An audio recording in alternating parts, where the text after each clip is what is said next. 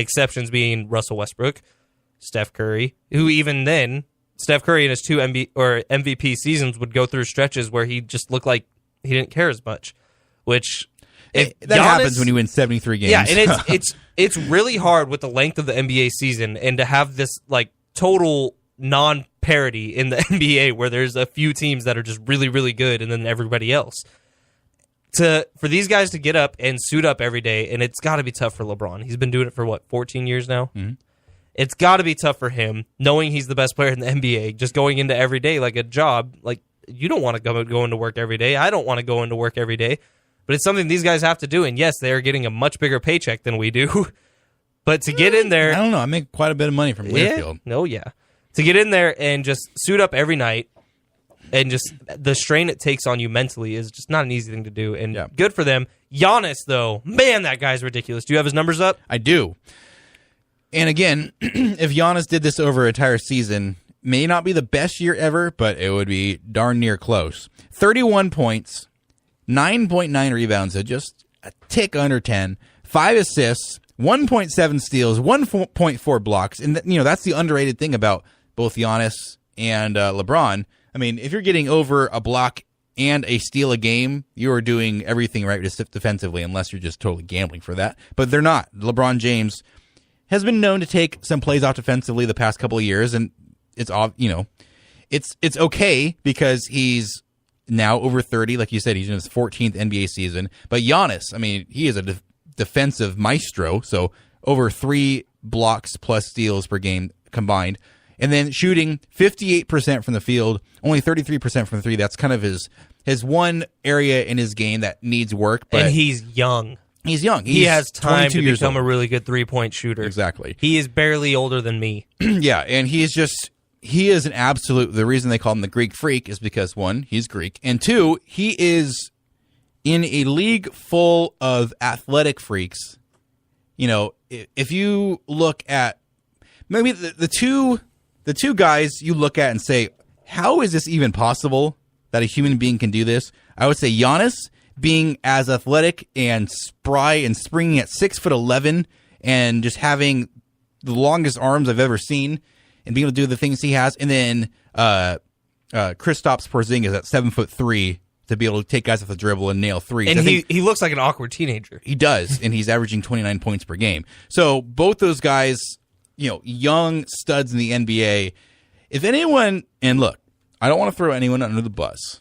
Look at Cam Newton. He's going 50-yard run. Good maybe we talked about how he can't do it all himself. Maybe he can.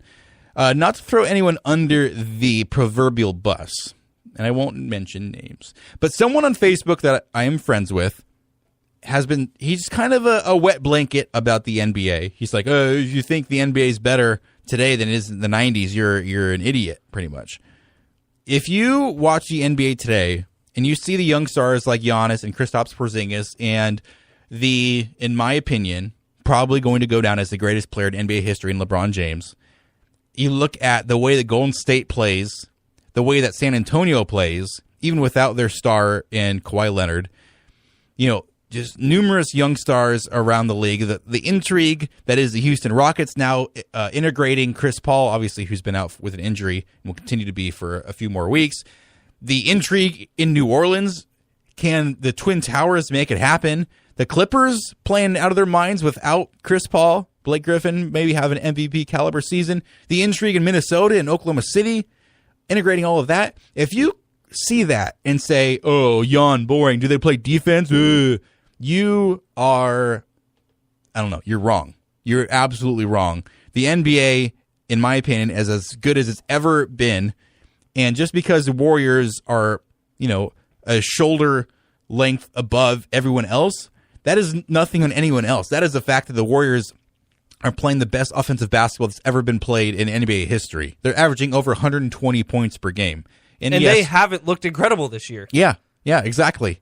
Yes, they've looked incredible, but teams are competing with them. Yeah, There's a huge target on their back. They've lost 3 games already, which they hadn't lost 3 games 2 years ago until February or something. Right, and they are just the way that every team hates them so much is a beautiful thing for the NBA because every single time the Warriors take the floor, they are getting the absolute best shot from the other team. Yeah. The other team no matter who it is, wants to beat them. We saw that last night with the Denver Nuggets. That game last night was the weirdest NBA game I've ever seen, and it fits into the Golden State mold perfectly. The Warriors jump up big in the first quarter. Klay Thompson starts out 5 of 5 shooting, has 10 points right away. Second quarter, 21-3 run by the Nuggets. That the Warriors' second unit gets in, a little younger, a little less experienced. Their defense just doesn't hold up. And then, it's shown time and time again when you have people like Swaggy P, Jordan Bell, these guys who aren't necessarily mentally as tough. Yeah, you'll see these huge runs. But Steve Kerr, like the great coach I believe he is, and that everyone should believe he is, left them in. Said, deal with this. Yeah. This is on you guys to stop this run. He called a timeout and said, all right, it's time to put the hammer down. You stop giving up these stupid points, because they are stupid points, off of these insane turnovers. Guess how the Warriors closed out the half?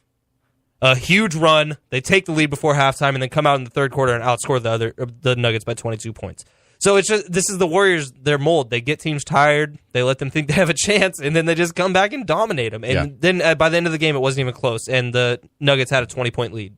Yeah, and another team I want to add to that, my little rant here about why the NBA is so great right now. The Philadelphia 76ers, a game over 500. Joel Embiid and Ben Simmons, if any team had either one of those guys, would be over the moon. Joel Embiid averaging 20.5 points, 10 rebounds, over a steal, over a block, and 3.5 assists. And he's not even playing 30 minutes a game yet, averaging 27 minutes per game. And then Ben Simmons coming in as a rookie, granted second-year rookie, he sat out all of his actual rookie year with a foot injury. 18 points per game, almost 10 rebounds, 9.8 rebounds, 8.2 assists. Are you kidding me? The guy is 6'10". And they have Jahlil Okafor, who they're looking to shop apparently. Yes, I mean, look, you can poo-poo on the way that Sam Hinkie, yeah, you can say that smells like poo-poo. The way that Sam Hinkie went about the way of 76ers tanking and everything. But you know what? If you stuck around and you trusted the process right now has brought great results, at least in the early going of this season. And both those guys, if they can stay healthy, that is a potential dynasty with those guys there. And obviously with Markelle Fultz, once he gets healthy, I think pretty much every rookie from now until like 2030 for the Sixers is going to have to sit out a majority of their games in the first season, just as like a Sam Hinkie tax. But their future is so bright. They play very entertaining basketball. NBA, as good as it's ever been, don't say that the 90s basketball of 69 to 67 basketball was better, because it's not. Absolutely not. And with that, let's end it. All right. Oh, wait, one more thing. The reason why I have this voice, and the reason why I had 3 hours of sleep last night and did this show, UFC 217 was a barn burner. GSP coming back after 4 years out, winning the middleweight title. UNAO and Jacek getting stunned, first round KO by Rose Namajunas. And then, of course, my man TJ Dillashaw knocking out the cocky bantamweight champion and Cody Garbrandt. What a night for the UFC. I'm probably going to watch it again. I bought the pay-per-view even though I knew what happened already, because I did the game. If you are a UFC fan at all, MMA fan at all, please watch those fights. It was a historic night in Madison Square Garden, and I'm excited just talking about it. And with that, This is The Clutch. I am Ben Fletcher, and this was Alex Klepper. Yes. Thank you, Have David a great Alexander. day, everyone. Go watch some football. Yeah.